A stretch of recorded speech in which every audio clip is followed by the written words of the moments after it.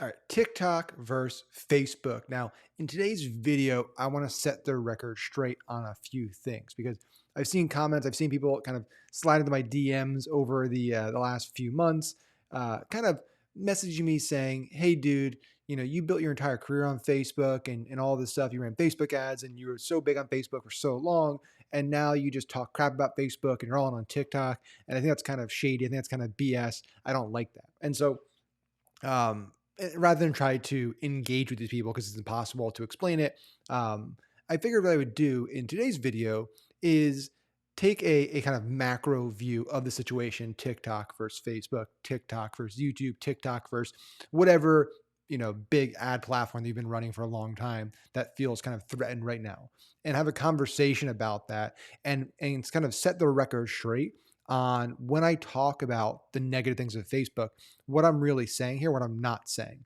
So that's what we're gonna do in today's video. TikTok versus Facebook, round one. Let's have a discussion about the two of them. So again, we're gonna talk about kind of my personal views on both of them, and then also talk about where I think both platforms are going over the next few years. Now, what I share today actually may surprise you. If you've been following on social media, what I'm about to say may be a little surprising. You may be scratching your head like, hey, I thought he thought this, but he actually thinks this. That's the point of this video. And again, final thing here before I dive into all this stuff. Well, two final things. One is, as always, hit the subscribe button. I love hitting the little animation thing on the stream deck there. Hit subscribe, join the YouTube channel, hit the little bell so you get all my videos. That's number one there. And then number two, I honestly actually forgot what number two was there. Oh, here's what number two was. That's why I got distracted there. So number two is, when I talk about these things, most of my content is done on TikTok or Reels, right? So a lot of my content, and this is I think the challenge if you are following people online and you watch all their content, is you never get the full thing. You're viewing everybody you follow online through a very, very, very small lens. You don't know them, right? Chances are, right? Obviously, if you're a friend of mine, you know me, but most people don't know me. A lot of people that follow me, like I never met before, they don't know my personal views on things. They don't know how I live my life. They don't know what I do during the 23.9 hours of the day that I'm not on social media posting stuff, right? And so you're viewing people's views and their content through 60-second blocks. And it's very hard in 30 to 60 seconds to share an entire argument, right? And make sure you're hitting all the parts. Plus, you need to be a little flamboyant. You need to be a little crazy. You need to say some shocking things. That's what social media is, right? If I shared boring content, sure, people would watch, some people would watch it, but it's not going to get crazy views. And I want to get, I don't really care about the virality part of or having big following. That's not what I care about. The reason I want to have those things is not for the sake of having those things or the vanity of having it. It's because I want to share my message with more people. I think that I have stuff that I can share based on my last decade of experience that can help a lot of people, especially young entrepreneurs, young marketers, not make the mistakes I made and grow faster, make more money and build wealth, and then change their community, change their world, right? So that's why I want to impact more people. And to do that, I need to share things that get watched more, right? So, okay, enough of all this intro, introductory talk here and prefacing. So, Facebook, TikTok, let's dive in here. Now, the first part of this video, what I want to make very, very clear is there is a distinction. It's a very nuanced distinction, but it is a distinction nonetheless. A very clear distinction between my views and a lot of people's views in our space. Not just our space, in all spaces, pretty much. User side, what's happening in Washington, what's happening with users, advertisers, all the brands, right? Every kind of party that interacts with Facebook. There's a personal view of how I feel as an individual about Facebook as a company, as a platform. Then there is a business view, right? And those two views don't always align because their interests are different. So I can have one view as a person, as a human being of Facebook, but a different view as a marketer and a business owner. So let's talk about those two views here. So as a person, as a human being who used to be able to use Facebook and use Facebook for 15 years, I do not like the company. Okay. I don't like a lot of the big tech companies, frankly, right? Even TikTok, like I'm big on the ad platform, but I still think, what's happening with, how much data China's getting. I think there's a lot of things that I don't like about it as a business, right? And Facebook specifically, I really don't like how they operate as a business. I do not like how they handle banning, how they handle censorship. I don't like a whole host of things that they do, decisions they're making as a company, policies they enact. But really, the big one is how they handle people that they say violate the rules, right? So I've been banned from Facebook, and I've done this at length. I'm not going to talk too much about this because I've posted lots and lots of times about this, but I've been permabanned from Facebook, meaning my profile's gone, right? One day my wife woke up and she's married to nobody, right? Every photo of us, all the tags are gone. I got deleted from Facebook personally, and then obviously the ad side because you need a personal profile in that, right? So, um, and and I was not given a specific reason. I was said I broke their ad policies, not their ad policies. That was on the ad side. I broke their terms of service and their terms of use, and I was banned. And I was not even allowed to appeal it. When I went to appeal, it said you're not allowed to appeal. Okay, and I think personally, again, like they're a private company, so they technically can do whatever they want. But I believe as a human being, um, and where we are as a society and technology and what we use to communicate, companies like Facebook are so massive and so integral into our society and conversation and dialogue that they're no longer just, back in the day, hey, it's a private company, they do what they want. These companies now are even beyond utilities. They're even bigger than utilities. They are the public square where all discourse happens, where all content is consumed, where all media is consumed, where all debates happen, where life moments happen, where life memories are created, are on these places. They have a much bigger responsibility than just being a private company. Okay. And so when you spend 15 years on a platform, and during those 15 years, you post thousands and thousands and thousands of pieces of content, and you upload thousands and thousands of photos and videos and memories, and then those are deleted without the ability to appeal or know what you did. I have a big problem with that. Listen, and this is just also give you guys a little heads up here. If you're watching this right now, pause this video, click pause, go to Facebook, export all of your data. Because what I didn't realize, and I didn't even fathom this, is when you get banned by Facebook and there's no recourse, you can't get all those photos that I had on Facebook for over a decade are gone. They are gone. And most are from old phones, old computers. They're gone. I have some really precious photos on there of family events, of past relatives and stuff that are gone. Okay. And that really pisses me off. That pisses me off more than you can imagine. I think these companies need to, by law, and again, I'm not a big fan of the government either, but I think they're so big, there needs to be something in place that they need to, by law, be required to give you at least 2 or 3 chances. Okay. They can't just you did one thing when I can tell you what it is and you're banned forever, for life, right? I think that's crazy for how big and integral this is. And I also believe that if they are going to make this massive, massive decision and ban you for life from one of the biggest, most used platforms, pieces of technology in history, if you are no longer allowed to operate in that ecosystem, that they should at the very, very least, this is a bare minimum, tell you specifically what you did. I don't know, maybe I'm crazy, but I think at a minimum, if they were going to take such a drastic decision, they should have to tell you specifically what you did, what you said, what you posted. Twitter does. Twitter does maybe the best job of like going deep, but they at least say, hey, it was this tweet and here's what you did. And they at least have a 3-strike policy. Facebook, no strike policy basically, and no explanation and no appeal. That is not okay. That is terrifying, right? That is really, really scary, especially when you didn't do anything wrong, right? Especially when you've been on the platform 15 years. And so again, to get back to here, as a person, I do not like Facebook. Nothing will ever change my mind on that. I think Facebook is an awful, awful company. I think what they do and how they treat its users and their advertisers is despicable and terrible, and frankly should be somewhat criminal for what they do. It'd be like, and again, maybe not to the extreme, but like, can you imagine just somebody, hey, police just come over, we're arresting you. You just arrest somebody. And they don't tell you what you did wrong, why you're being arrested. They don't read any rights. You don't get to go see a judge. There's no appeal. They just throw you in jail and just throw out the keys and you're just there forever, for life. Now, again, obviously I'm not comparing myself to somebody life sentence prison, but I'm saying that would be insane, right? With Facebook, this is where your digital life exists, is on Facebook, on these platforms. And so getting kicked off of it, you're put in perma jail, right? Digital jail. So I have a big problem with that personally. And I will not, no matter how many times people on Instagram DM me saying, hey, dude, stop talking about this. I will not, because I think it is a big, big problem. I think it's a societal problem. I think it is an existential threat to freedom of speech and how democracies operate.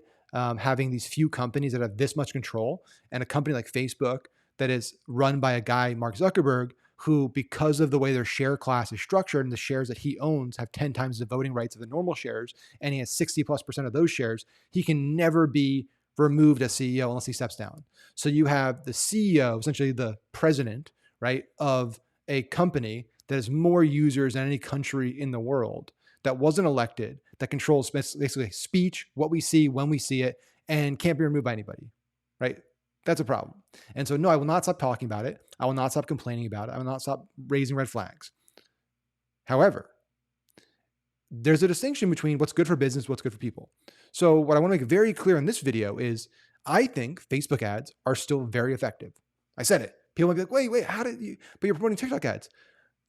Two things can be true, right?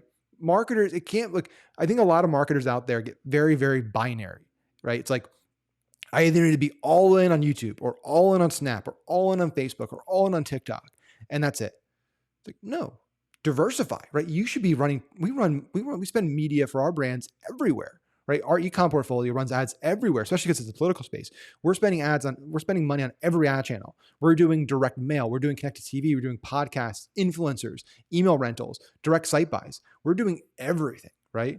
Because that's what we need to do. And that's what works for a business. And it makes us less risky as a business. So Facebook ads for a lot of, we still run Facebook ads. I can't run it, but we have a team that does. Still works very, very well for a lot of brands, for a lot of offers. And it's still, again, I'll say another thing that I think is crazy, outperforms TikTok in many instances. But that makes sense though, right? Because Facebook has been around so much longer. It has so much more signal data historically than TikTok. It has so much more ad spend than TikTok. So of course it is going to be better than TikTok. TikTok's around 3 years old, but really hasn't started taking off until last year, right? We've been on it for over 3 years in the Alpha program, but like really it's been a year or so that's been really growing. And so of course they're on the same level yet. Of course it's going to be more expensive and more time consuming to get TikTok to work, okay? So that's the important thing here is when it comes to TikTok versus Facebook, I still think Facebook is a great ad channel. I still think Facebook has an advantage in most instances. I still think, hey, if you're profitable on Facebook, don't stop running money on Facebook, just come on TikTok. Keep spending money on Facebook, making money as long as you can. But here's the but, diversify. So two things can be true at once.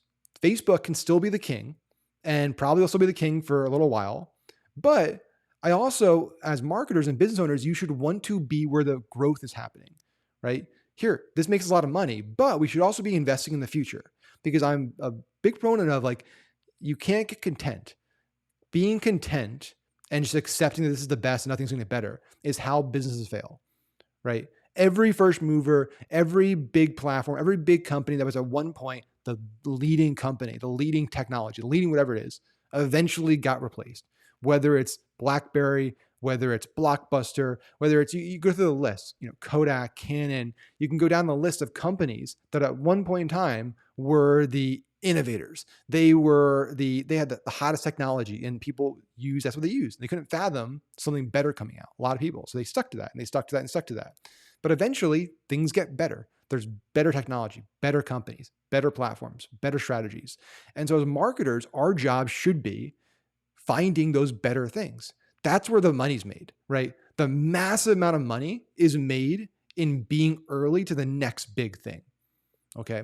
That's why I've been so big on TikTok. It's not that I want to say, stop running ads on Facebook, or I want you to just, not do what's good for your business. It's that I see all the writing on the wall with TikTok that it is going to be the next Facebook. Does that mean Facebook goes away? No, it doesn't mean that, right? Again, two things can be true at once. What it does mean is I was in the first wave of Facebook ads and I saw all these little indicators when Facebook hit this number and this number and this number, then it really started taking off.